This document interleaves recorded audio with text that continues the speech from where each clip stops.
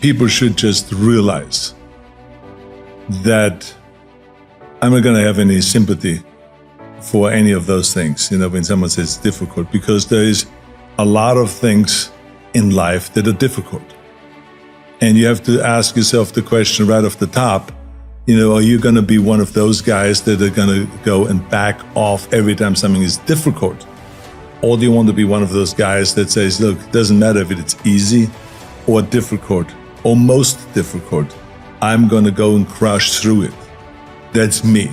That's the person that I want to be, and I'm going to prove it to myself, and I'm going to prove it to the rest of the world. So yeah, there are certain things that are difficult. It's difficult for people to have a routine, but they just have to go and do that, and they should just work on it, where they go and say, do something very simple. I'm going to go and get up every morning at, let's say, an hour early, before they normally get up, and just work on that. And then the next time they work on it and say, okay, I'm going to get up early, and I'm going to go and make my coffee or my tea or whatever, and I'm going to read papers, even though maybe I haven't read the paper yet in the last 10 years. Just add that to you, and don't even ask about it, should I or should I not. That's the key thing about the routine, is that you don't ask yourself, should I or shouldn't I? You just do it. In order to be complete, and that's when you really have a 100% chance at being successful. When you have a complete situation, that means that you have developed your body, meaning your health, your strength, your energy, and all of that makes you much more positive, right? Because that's when you wake up, when you feel strong and you feel fit and you ride the bicycle in the morning, the whole world looks much more bright. So the training of the body, extremely important.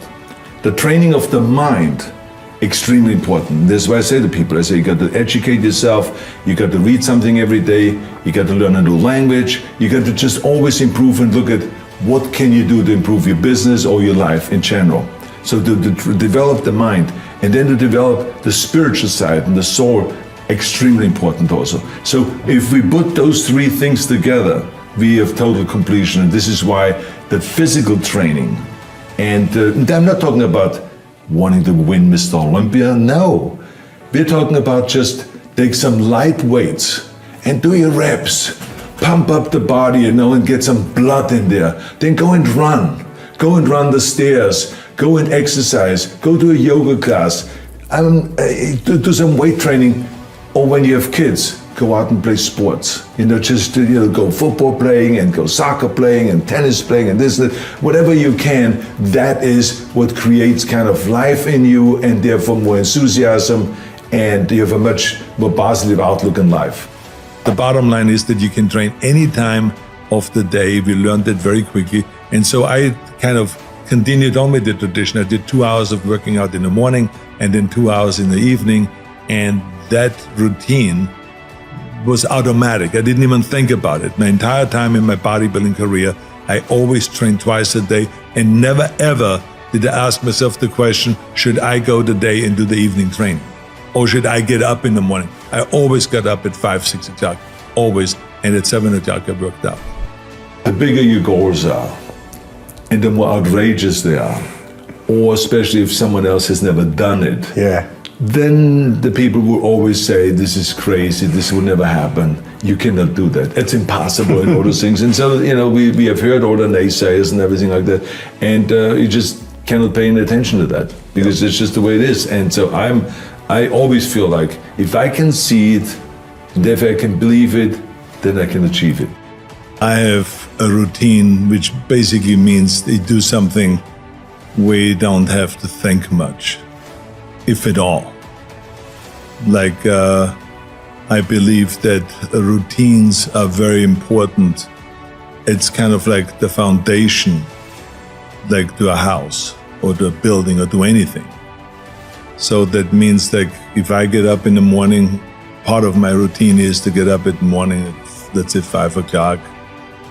Then I make my coffee, I feed the animals, I go and read the paper, go through my iPad, see if there are any important messages. So that's part of the routine. I don't even think about that.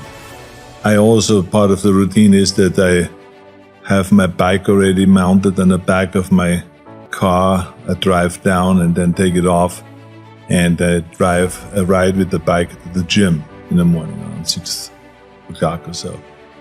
Then I go to the gym and I work out 45 minutes to an hour, so that's also routine. It's always kind of the same thing, in that I do arms and deltoids one day, and the next day I do chest and back, and calves and all this stuff I do every day, and form a little bit, and abs, of course, every day. And then it repeats itself. And I do this the whole week. And then what is also routine is that at night I do some extra cardiovascular work before I have dinner.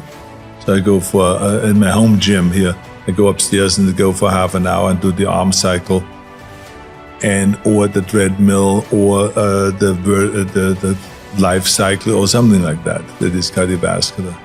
And the idea is to burn enough calories so that when I eat dinner then, which is very minimal, that it is, I don't have to really worry about calories or gaining weight, because the older you get, the faster you gain weight and the more the body picks up, because your metabolism is slow. So you have to be very careful with that. So those are kind of routine things that I do. And you try to add as many of those routine things as possible, because you do them without ever thinking about it. And that's what we need to do. There's certain things that we need to do that is supposed to be a routine, that's supposed to be kind of part of your daily schedule without you having to think about it.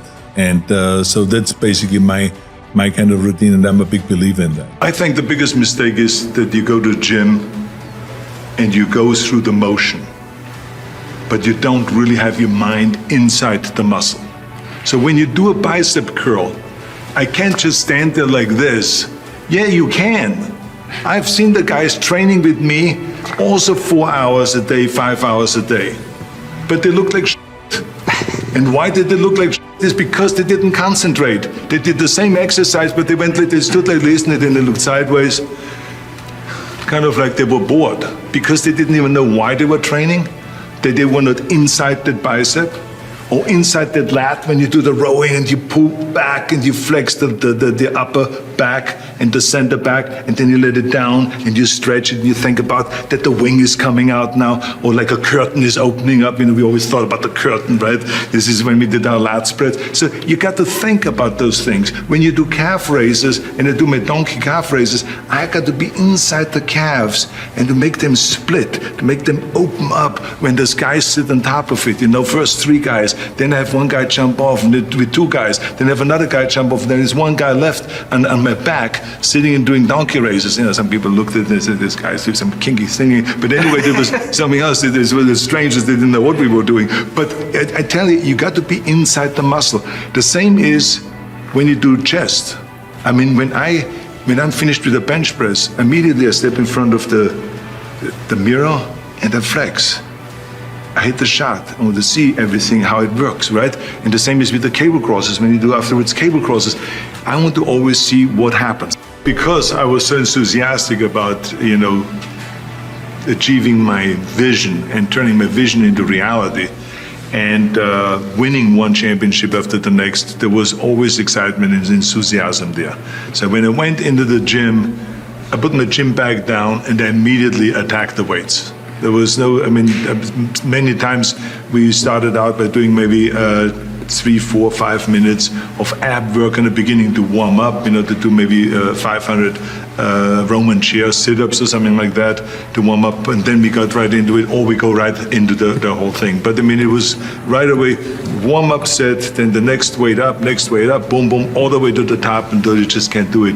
And supersetting, everything was always supersetting, and 3 pumped sets and 4 sets in a row, 5 sets in a row. So it changed on what exercise we did, but it was always all out. And like I said, the training partner was always responsible to challenge you at all times. So that was the thing. I challenged my training partners, if it was Frank Zane, if it was Dave Draper, if it was Sergio Oliva, whoever the training partner was in any given moment, we challenged each other kind of in a fun way, but there was challenge there so that you don't slack off, so you don't give yourself a break.